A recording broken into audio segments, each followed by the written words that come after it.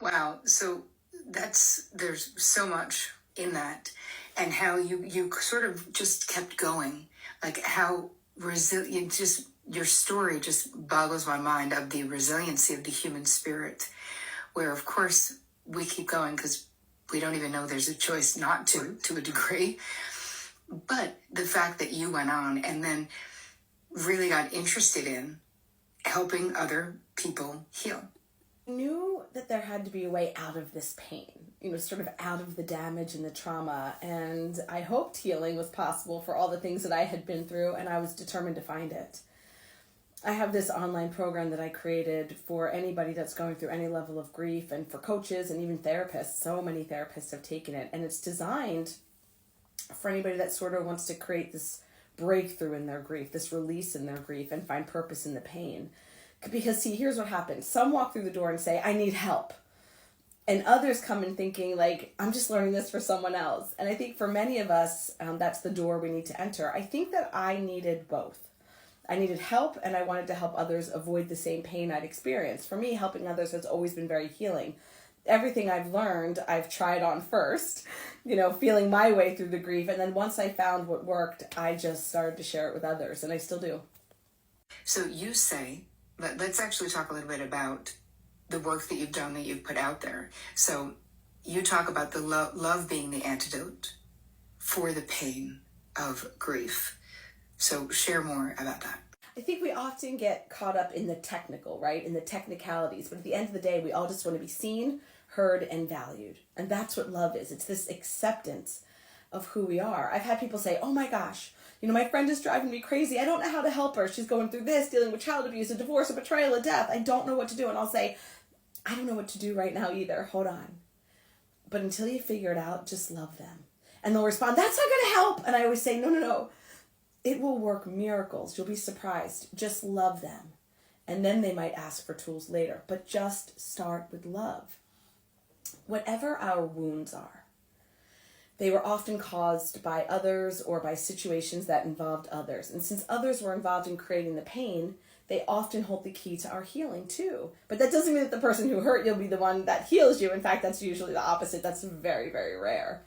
But it's the people around us, along with our relationships with ourselves, because that leads to healing. We always hear phrases like love yourself. And honestly, who doesn't struggle with that?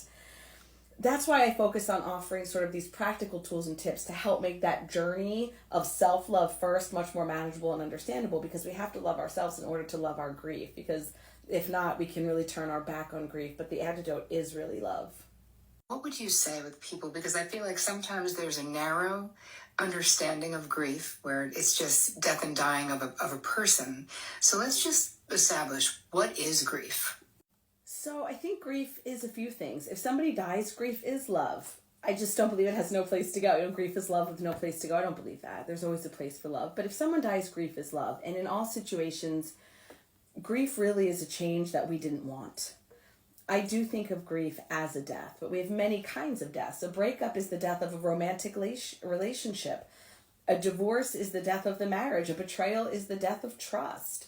A lot of abuse in our childhood was the death of trust, and we had to work to bring it back. A job loss is the death of that job with those people and that paycheck. So grief isn't just about endings through death.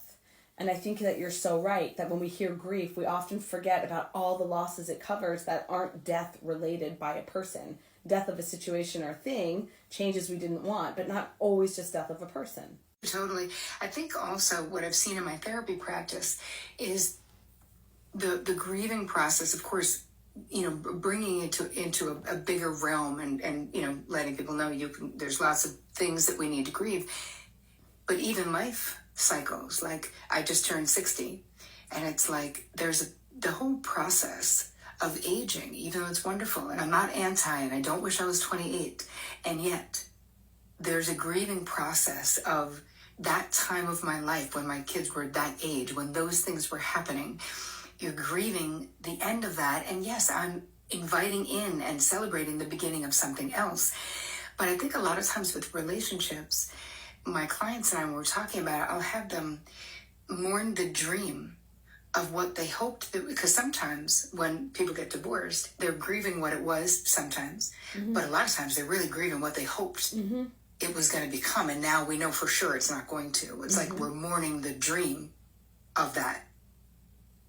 There's so much to say here, right? Well, first of all, I think our world is changing, and while I don't want to focus too much on like aging, though aging involves a lot of loss, it's interesting that when you shared that you were 60, I don't know if you saw my face, but like my first reaction was like, oh my gosh, like you don't look 60. I mean, I'm trying to shift that mindset to how beautiful you look at 60. 60 looks beautiful on you, because so often what we're really saying is, wow, you look younger, which is beautiful. And I want people to start thinking about beauty at every age.